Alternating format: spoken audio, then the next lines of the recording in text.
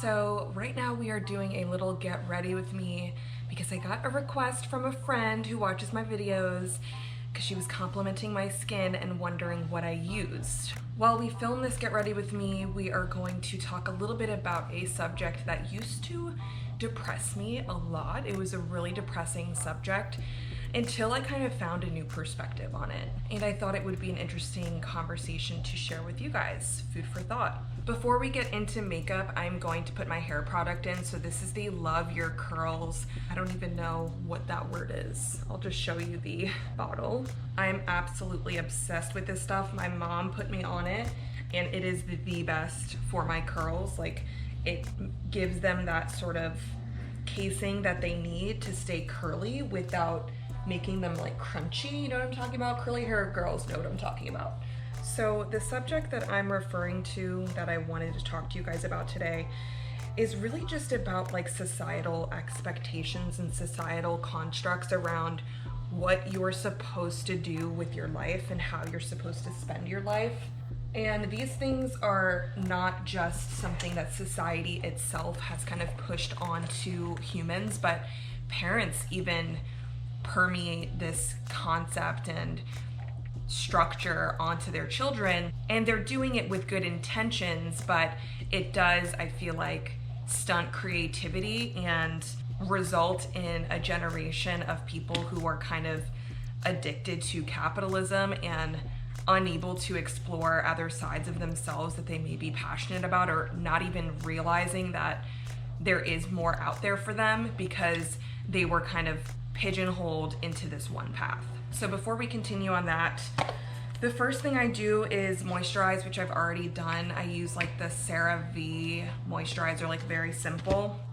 And then I'm gonna go in with this e.l.f. 16-hour camo concealer matte finish. Yes, this is a drugstore product. I only spend a lot of money on one single product, and that's my foundation, which I will get to in a second. And then I'm going to go in with my Beauty Blender brush and my Kosas foundation. Kosas is freaking amazing. You can buy this at like Ulta or Sephora, I think. So I know I kind of started out this conversation a little vague, and it's like, what are you even talking about? Like stunting creativity and putting people in boxes. And the concept that I'm referring to here is the concept of just like hustle culture and financial trauma and corporate life. And I think as you're raised, at least in American education systems, there's a huge emphasis on developing the minds of the youth to eventually be funneled into corporate America. Like, there really is no other option presented to you in most public education systems because they're trying to build the next generation of workers.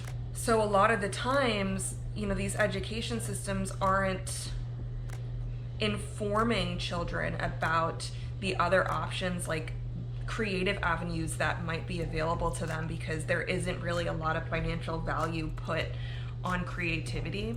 If you decide to go the creative route, there's always this like fear that's instilled into us of, you're not gonna make it. The starving artist, like that's a phrase for a reason, and people are scared that if their children go down that route, they're not going to be able to sustain themselves financially. And it's a valid fear. Our society does not put enough emphasis and value on creativity, which is why artists, most artists at least that aren't the top 1%, get paid absolute shit or not at all for their artwork.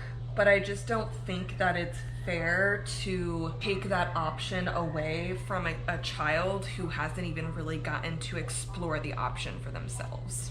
And I'm not saying every parent and every education system does this, but I'm just speaking from my experience and like the experiences of those around me that I've encountered, and being, you know, really tied into the creative community here in Nashville. I've had these conversations with many people, and it's just sad to see as children we're like so naturally creative and it just kind of runs through our blood, and there is no restriction put on our imaginations or creativity. But through the course of school, and when your parents are raising you and they're trying to set you up for a good life, on top of any potential money trauma that they've had in their childhood, these adults are projecting their own fears onto children. which oftentimes leads to kids kind of repressing their interests and passions or just pursuing it as a hobby on the side when it's really what they love to do because they think that they can't actually make a business out of it and make a living off of it.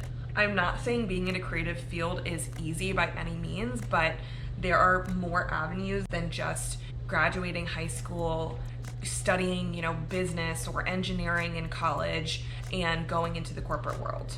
So now that I've finished my foundation and concealer, I'm going to go in with a Physicians Formula translucent powder. Definitely keep it translucent because I don't want too heavy of coverage. The foundation is already pretty heavy. And so this concept of going to high school, graduating, going to college, studying business, getting a good corporate job that pays, a good amount of money, buying a house, building a family, staying in that corporate job, until you make $200,000+ a year, and then working a job that you aren't passionate about until you die. Now that concept used to depress me to my core because ever since I was young, I've known I've had this creative entrepreneurial spirit, and I've also had an issue and held a lot of qualms around the way that society raises us and looks down on certain lifestyles and paths of life. So I used to be really upset and really angry about that. The next thing I'm gonna do is go in with this Physicians Formula Butter Bronzer in Endless Summer. Now, I am not a makeup artist. I am not a professional at this. I have been doing my makeup since I was in high school, so I know what works for me. But yeah, this is just my experience. Don't come for me. And so yeah, that concept made me a really angry person. And I wanna say it was, about 1.5 years ago where I kind of came out of this mindset where I really thought, I was gonna have to work this job I hated until I could retire in my 40s, maybe earliest. And that just created so much resentment and anxiety around the fact that I had to do this thing that I didn't want to do for another 20+ years, and that I couldn't just run off and go live in a forest somewhere and make my own fruit and pick my own vegetables and live off the land off grid, which is totally a feasible lifestyle, but felt unrealistic to me. And so I kind of was in this mindset of if this is really all there is to life, then I don't want to be here. I know that sounds so depressing, and it literally was, but I've come a long way since that mentality, and I'm very proud of myself for that. Next thing I'm doing is going in with this, I honestly don't even know what brand, Milani. It's Milani Baked Powder Blush in Rose d'Oro number 2, and I just pack this stuff on. I love a good blushed face, and I also not only do it in my high cheekbone areas, but also on my nose and underneath my eyes. And yeah, after a lot of therapy and self-reflection and medication to inject my brain with some more serotonin that it could not produce on its own, my entire perspective around that concept has changed. I wake up with an excitement for life and a passion for what I'm doing with my life. And that's because I did what I needed to do to kind of get myself to this place mentally and to physically be able to quit my full-time job and pursue my passion through my small business. And I'm so, so grateful to be in a position to do that. The next thing I'm gonna do is take this Kosas gel, eyebrow gel, and just brush out those eyebrows. I usually just brush them up.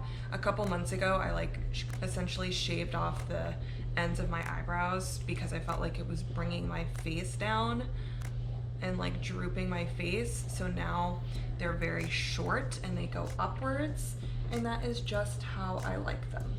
And so yeah, the whole concept of going to school, getting a job you hate, working that until you die, I realized that that's not the only option. And I also realized it's incredibly privileged to even consider another option other than that, because a lot of people don't really have a choice but to go that route to make money and sustain themselves and their families. And I recognize that 100%, how privileged I am to be able to make this life decision. Last thing I'm gonna do is go in with the Physicians Formula Butter Blowout Mascara and just kind of put that on the ends of my eyelashes, or sorry, on the outer eyelashes, I should say, to give it a little flare. So all in all, like, moral of the story is, I think as adults, we can do better about teaching our children the other options and the other lifestyles that they could pursue outside of the one that's broadly permeated by society and adults at large. Because it is totally 150% possible to start a business in a creative industry and succeed. So as a society, I hope that we can, in the future, place more respect and financial value on creativity and teach children that that avenue is there for them if they so decide to pursue it. And props to all of the parents who already teach their kids that. That's amazing. Please do your best to try to influence the parents around you to do the same. And yeah, thank you for coming to my TED Talk. That is my makeup routine. I'm going to put a headscarf in my hair, go ahead and get changed, and start pre-gaming for this birthday party.